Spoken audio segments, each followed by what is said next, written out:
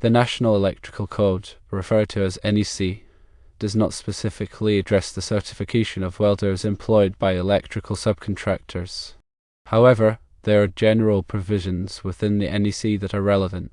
NEC Section 110.12 states that the installation of electrical equipment shall be performed by qualified persons.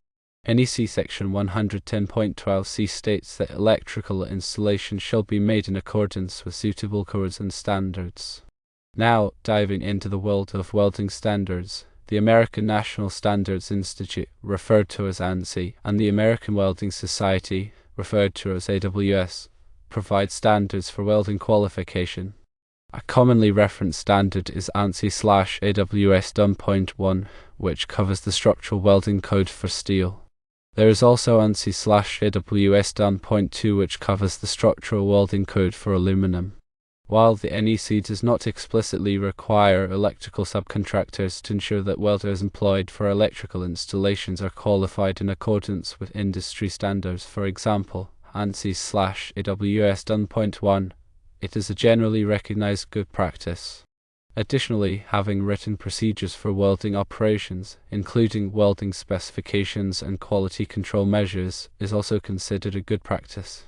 In terms of qualified welding procedure specifications, also referred to as QWPS, the NEC does not specifically require QWPS for electrical subcontractor welding operations. However, having a QWPS in place can demonstrate a commitment to quality and safety. A QWPS outlines specific welding procedures, materials, and inspection criteria to ensure consistent, high-quality welds.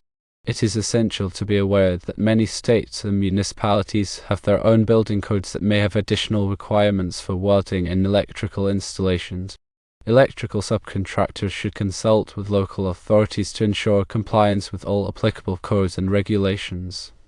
Obtaining certification or accreditation from a reputable welding organization can enhance the credibility and professionalism of an electrical subcontractor.